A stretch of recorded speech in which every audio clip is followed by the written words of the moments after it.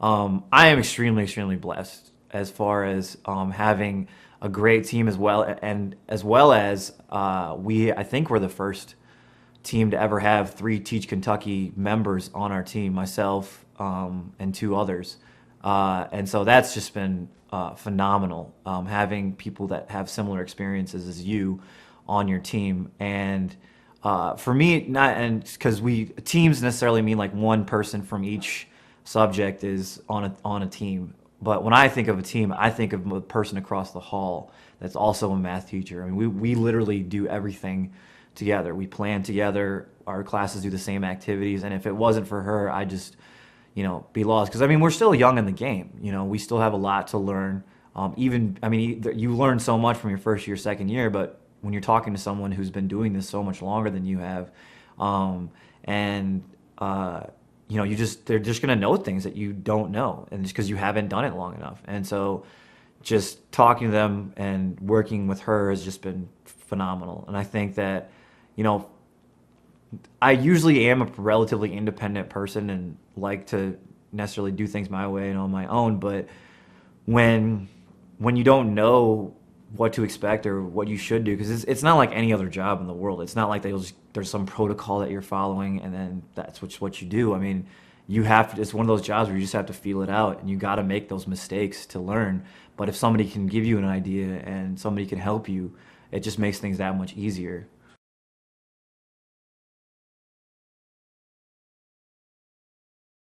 For me, it was just literally walking across the hall and be like, "Hey, I haven't done this as long as you have.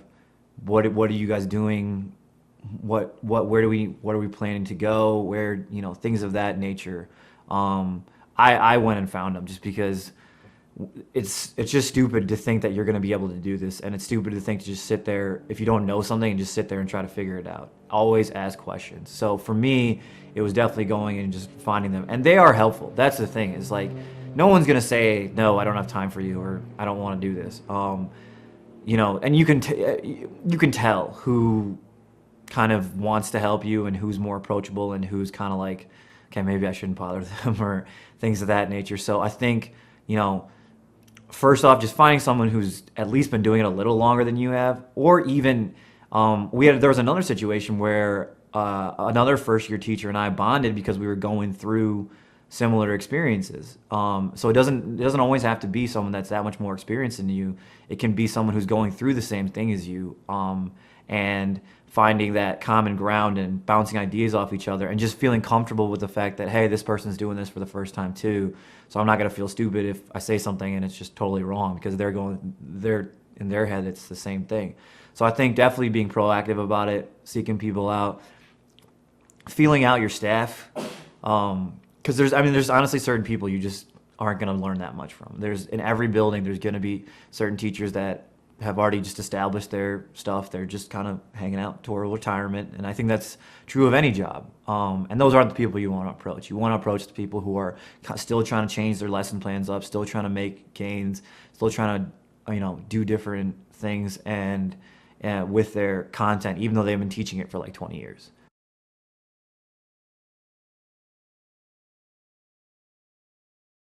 I would say that's probably next to classroom management. That's definitely the second. I think that's the second most difficult thing as a first year, now second year teacher.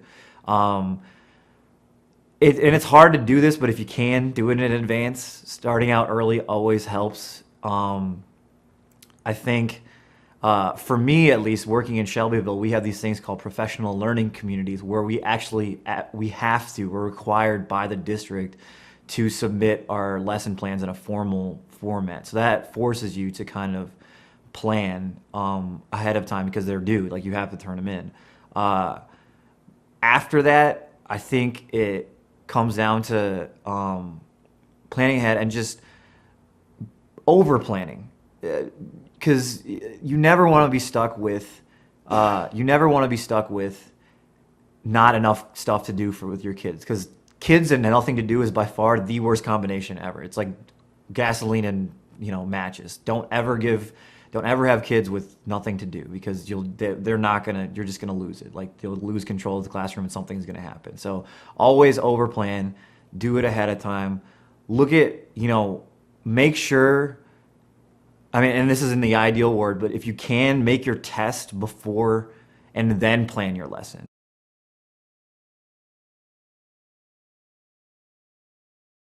You want to teach what you want the kids to know for your test. You want to be able to know, okay, here's the problem on the test. This is what I should teach for them to make that bridge to be able to do this problem. So if you can, what I try to do is make the assessment or the test before you plan your lesson out, because that way you know exactly what you're expecting them to know, and you won't have any problems like, missing content or things of that nature, because you're making the test, you're teaching the class. They should be able to walk over that bridge to get to be able to do that problem. When you are doing assessments, like I said, first designing the questions is the first. When you're planning it, at least this is what we do. When we do a unit, the first thing we do is make our unit assessment. What we do is we go to the core content, look at the standards that Kentucky has for mathematics, and look at them, and it literally states what they want your kids to know, what your kids should be able to do, and it's literally phrase students will be able to, use the Pythagorean theorem or something like that. I'm a math teacher, so and from there, taking that, using different resources in your classroom. It doesn't have to be textbooks. I mean, I've literally went on Google and typed in Pythagorean theorem questions, looked there, and then pooling all those questions together, and then going through and making sure that you're hitting exactly what students, like what it says in the core content, what the state wants the student to be able to do, making sure that that question is accurately testing that, and if they can do that question, that means the standard is covered. I think that's a lot of times where the people lose it, is they just see the concept and the name of the concept, like Pythagorean theorem, and they just assume that they can just design problems about Pythagorean theorem and that's good enough.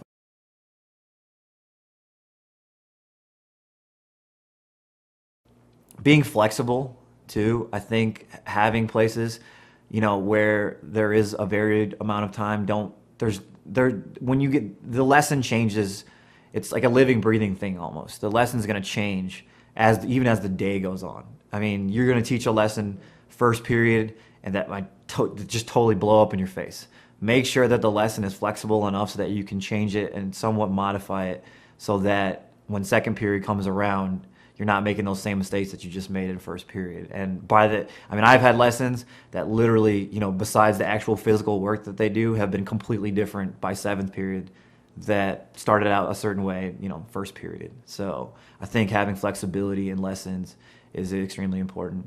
And not being afraid to make a mistake. Don't feel like if you write something down or put it in your lesson, you can't take it out. I mean, because it's gonna change, and you're gonna get better at it. And I know for me, I was a very structured, and and I think it's good to be structured, but have some flexibility in there.